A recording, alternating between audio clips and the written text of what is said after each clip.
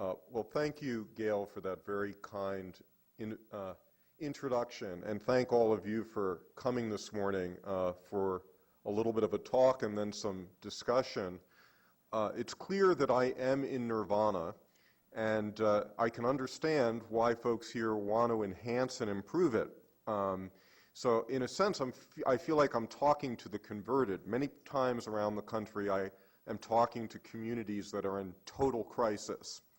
But I also appreciate that the landscape here is more complicated. You just had a study done that indicates that 1 out of 5 children here are living in poverty. So the landscape does need to be improved. And I think some of the things that we're going to talk about this morning offer ways of improving the economy here. I've titled the talk partially my book, Small Mart Revolution, partially How to Build a Local Living Economy for Northern Colorado. And the starting place for me in this analysis is that the world right now seems to be in the midst of a huge debate over the direction of capitalism. And I give these two archetypes of capitalism women's names, Tina and Lois. Tina comes from Maggie Thatcher's invocation, "There is no alternative to the global economy," T-I-N-A. And I think it's fair to say that for the past generation, economic developers and the city councils that have followed them have largely embraced Tina through 3 mantras, if you will. One mantra is to try to get Toyota to locate in your backyard, or any non-local business you can find. The second is to export goods as far and wide as possible, which is usually done by non-local businesses. And the third is to convince the local businesses that are largely excluded from the first 2 mantras that all of this is really in their interest. The alternative is LOIS. LOIS stands for Locally Owned and Import Substituting Development. Local ownership, I define as 51% ownership and control within a defined community. Import substitution is just a fancy economist way of saying if you can produce the goods and services in your own community, you should do it. Why? We'll see in a moment. The woman who is looking at you from the slide is not a Lois. That is the late Jane Jacobs, great urban economist, and in some ways the intellectual godmother of many of the ideas I want to share with you this morning. Out of this movement around Lois has come hundreds of communities committed to the concept of local living economies. I work closely, as Gail introduced you to, with a group called BALI, the Business Alliance for Local Living Economies, but there are other groups that are similar out there, like AMIBA, the American Independent Business Alliance.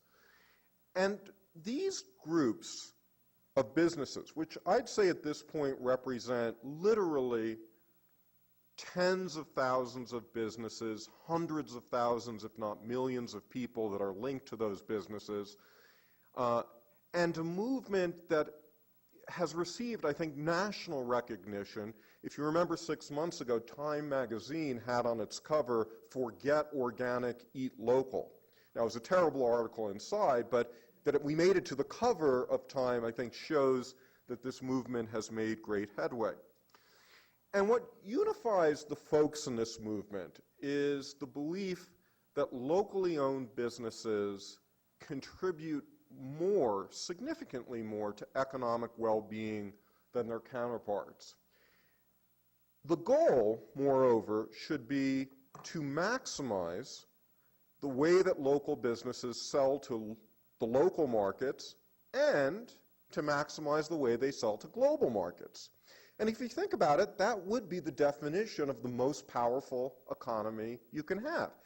And if there's one mistake that I think economic developers have inadvertently made over the last generation, it's the assumption that if you just focus on the global piece, the local piece will take care of itself. When in fact, I think the preponderance of evidence, and I'll share some of this shortly, suggests that the causality works in the other direction, that if you focus on the local piece, you will generate hundreds, if not thousands, of vital local businesses, some of which will naturally project themselves in international affairs. The last piece of the living economy movement is that we're not just concerned with any business, we're interested in local businesses that are steadily improving their labor and environmental standards as well. There are people sitting in this audience, people who are watching this video, who I am confident are nervous about, if not detesting of, companies that begin with names like Wall and Home and Best and Pet. That is not what this movement is all about.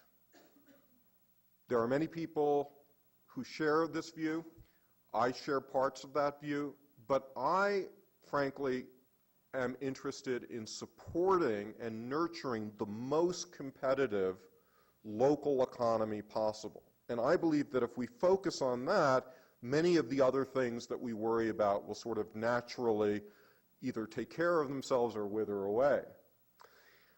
What I'm going to talk about in the next few minutes are three major points. One is to give you some reasons about why we should be embracing LOIS rather than TINA. Then I want to talk about the competitiveness of LOIS, because I think we do not appreciate that local businesses are not just nice for the economy, but in fact, they are the key to the best economy you can have. And then finally, I want to talk about what a LOIS policy agenda looks like, with both some local and some state agenda items that might be of interest to the folks here. Let's first talk about why LOIS is a better bet for economic development than TINA. And let me pause for a second to just point something out. I have a lot of critical things to say about TINA, but it doesn't mean that TINA is bad or evil. It just means that it is inappropriate to focus public resources on TINA when in fact public resources are limited. The nature of public resources, whether it's time, energy, or money, is that they're scarce. And smart public policy focuses those resources laser-like on the things that are most effective.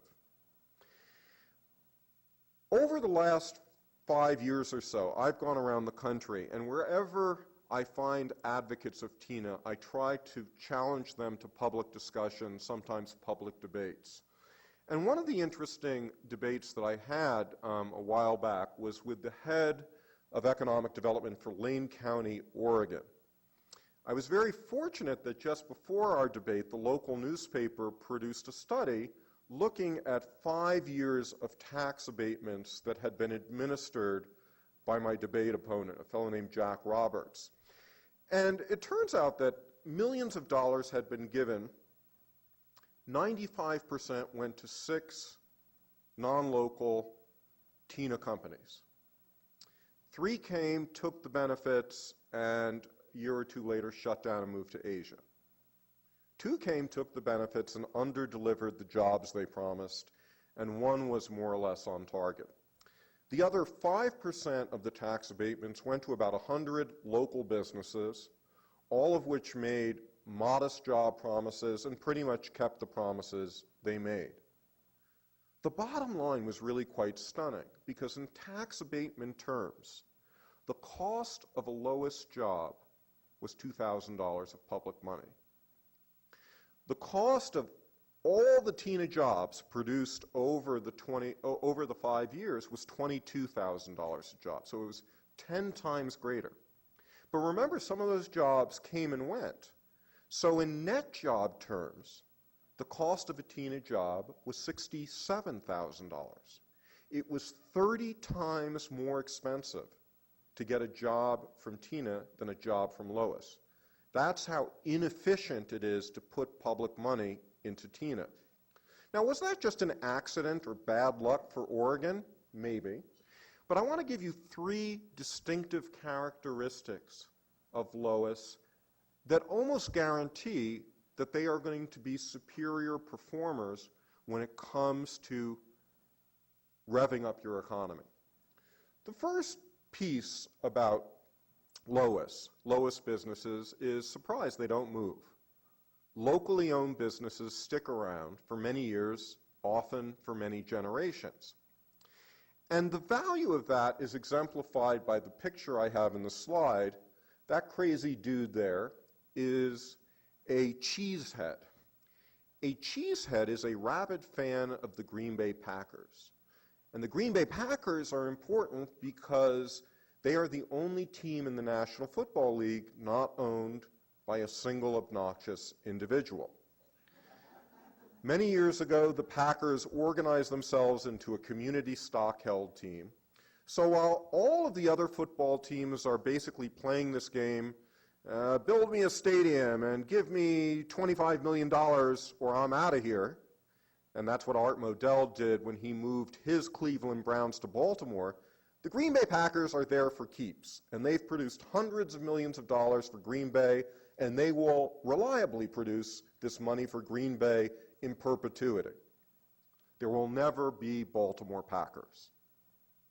Now, the flip side of that is that an economy that is rooted largely in locally owned businesses does not experience the catastrophe that can befall a poor community that has come to rely on one big TINA or several big TINA companies that shut down and move.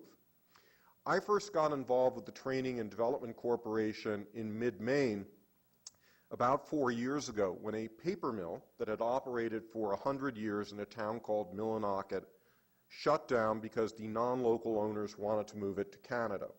The last 1,400 people were thrown out of work, and the unemployment rate over the next year in mid-Maine was about 40%.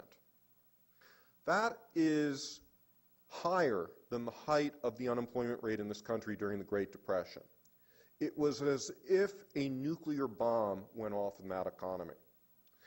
That kind of nuclear explosion does not, and frankly cannot, happen in an economy that is largely made up of local, anchored, independent businesses that are focused on local markets.